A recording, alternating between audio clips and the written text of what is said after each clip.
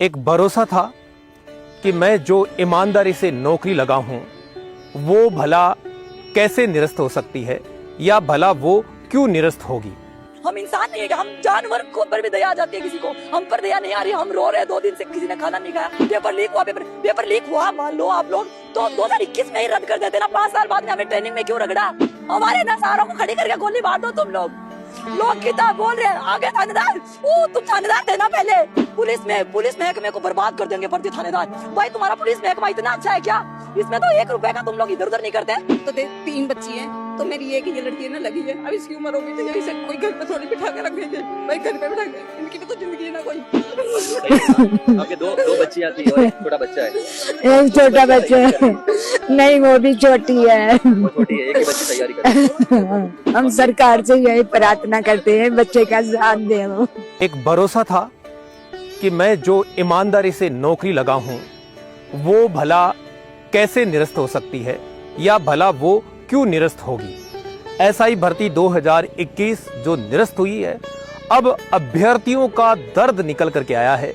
मेरे विद्यार्थियों की भी मैसेज आए, मेरे विद्यार्थियों की भी फोन आए जो पहले कभी किसी दूसरी सेवा में थे यानी सरकारी सेवा में थे और उनको इंस्पेक्टर अच्छा लगा, सब इंस्पेक्टर अच्छा लगा, थानेदार बनना अच्छा लगा, क्योंकि इसमें एक तो रुतबा है और दूसरा पे ग्रेड अच्छी है और भी अपनी पसंद होती है। अब वो कह रहे हैं कि सर अब हम क्या करें। ऐसे ही बहुत सारे अभ्यर्थी है। मेरे पास में कुछ रिपोर्ट है गृह विभाग की जो 27 से 2025 को आउट हुई है। इसमें बताया गया है कि कितने अभ्यर्थी थे और उनका सिलेक्शन कैसे हुआ और दोषी कौन है। तो आपको भी ये जानना चाहिए। कानून का एक नियम है कि 100 दोषी बच जाए लेकिन एक निर्दोष को कभी सजा न हो। तो उनका क्या दोष है जो ईमानदारी से एसआई बने थे और 3 साल बाद 4 साल बाद उनको ये पता चलता है कि तुम्हारी भर्ती रद्द हो गई है। अब वो ना तो पढ़ने लायक रहे हैं, ना उनमें वो जज्बा रहा है, ना उनकी कनेक्टिविटी रही है। 4 साल में कितने बैच आ गए हैं, कितना कंपटीशन बढ़ गया है। तो हम जानते हैं कि 27/6/2025 को जो गृह विभाग की रिपोर्ट है उसके अनुसार कितने विद्यार्थी बैठे थे और उनमें किस किस कैटेगरी के लोग थे। यानी कुल अभ्यर्थी जिन्होंने ड्यूटी ज्वाइन की पहली बार, उनकी संख्या थी 313 और उनमें से 313 में से जिनके खिलाफ कोई प्रमाण नहीं मिला है यानी वो दोषी थे ऐसा कोई सबूत नहीं मिला है, 313 में से हैं 278 अभ्यर्थी। जो पेपर चोरी के आरोप में निलंबित हुए वो हैं 35, यानी जो पहली बार चयनित हुए हैं 313, अगर उनका प्रतिशत निकाले तो 11.2% है। भूतपूर्व सैनिक जो पहले से राजकीय सेवा में कार्य नहीं थे और वो एसआई बने, जो भूतपूर्व सैनिक थे और अपने कोटे से वो एसआई बने हैं और पहले से वो किसी भी राजकीय सेवा में नहीं थे, वो कितने थे? 54 थे।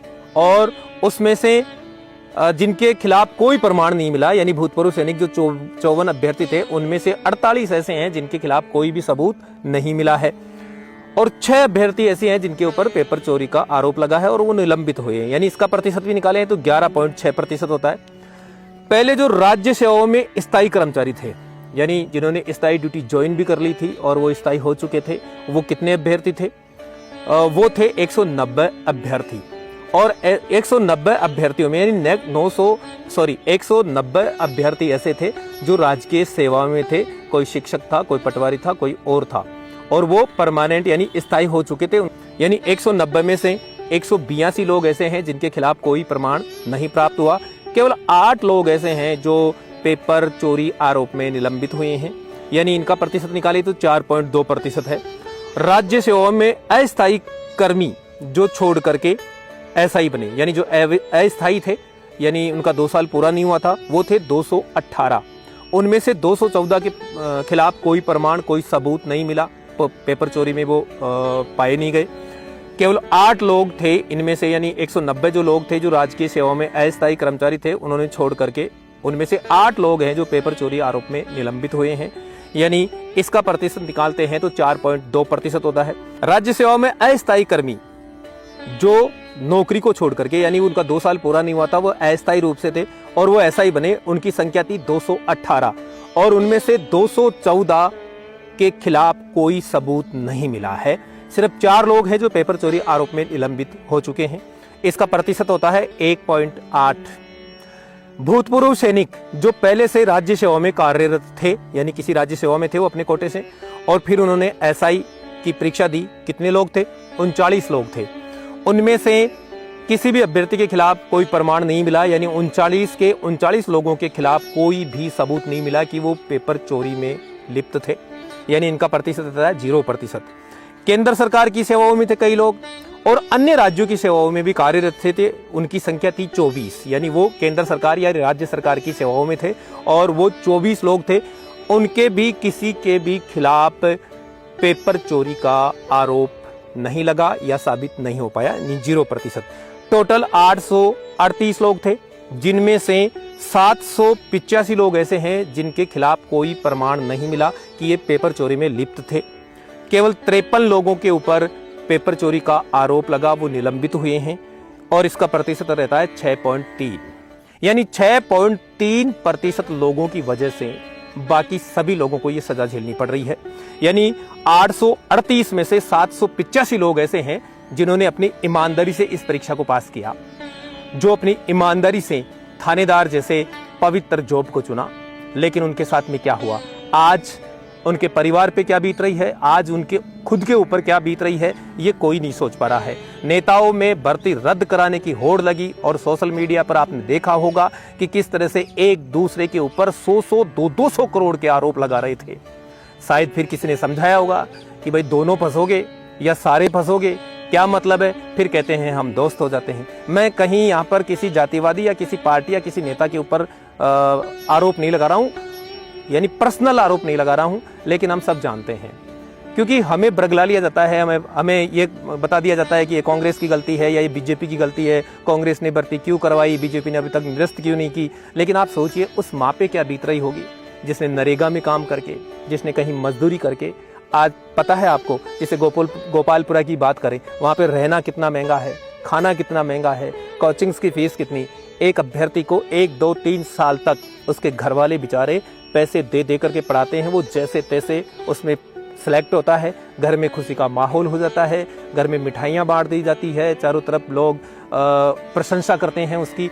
और ज्वाइनिंग के बाद में प्राय गरीब छात्र अपने माता पिता को सहायता देने के लिए लोन ले लेता है कि मैं किस्तें चुका दूंगा अपनी तनख्वाह से। कई लोगों ने लोन ले लिया अपनी सैलरी के ऊपर, और वो लोग घर पे मकान बना चुके, कई अपनी बहन की शादी कर चुके, कई जो है अपने कर्जे चुका चुके। अब वो कर्जा कहाँ से चुकाएं? लोग कहते हैं कि अगर वो योग्य हैं तो फिर से भर्ती हो जाएंगे। अरे भाई, 3 साल का 4 साल का गैप बहुत बड़ा गैप होता है। और दूसरी बात है कि नए बैच आ जाते हैं, नए विद्यार्थी आ जाते हैं, संख्या बढ़ जाती है, कंपटीशन बढ़ जाता है। वो 3-4 साल से पढ़ने की उनकी आदत चली जाती है। उनको बेचारों को अगर भर्ती रद्द ही करनी थी तो उस समय कर देते। अब 3-4 साल बाद में अगर भर्ती रद्द कर रहे हैं तो उनकी पढ़ने की हैबिट, उनकी पढ़ने की आदत वो जा चुकी है, और कंपटीशन बढ़ चुका है। उनको बेचारों को किस तरह से ट्रेनिंग करा करके, ज्वाइनिंग दे करके फिर भर्ती को रद्द कर रहे हैं। तो मेरे ख्याल से ये न्याय नहीं है। मैं मानव अधिकार सहयोग संघ ADSCA की तरफ से ये रिक्वेस्ट करता हूँ, सरकार से निवेदन करता हूँ कि इसके ऊपर उचित कार्रवाई की जाए, जो दोषी हैं उनको पकड़ा जाए। और पेपर चोरी में, मान लिया पेपर चोरी करके उनके परीक्षाएं पास कर ली, तो एक सवाल और बनता है कि फिर वो लोग जो उनका इंटरव्यू ले रहे थे, जिनमें कई साइकोलॉजिस्ट बैठते हैं, बड़े अधिकारी बैठते हैं, उन्होंने उनको इंटरव्यू में कैसे पास कर दिया? इसका मतलब पूरा तंत्र बिगड़ा हुआ है, पूरा तंत्र खराब है। राजनेता तो, उनकी तो मानसिकता यही होती है, वो हमें बरगलाते हैं, बहलाते हैं और पदों पे जाते हैं, फिर महंगी डिफेंडरों के काफिलों में, हेलीकॉप्टरों में घूमते हैं। लेकिन जो अधिकारी हैं वो तो परीक्षाएं पास करके आए हैं। आपको तो लोगों को आपसे तो बहुत सारी उम्मीदें होती हैं।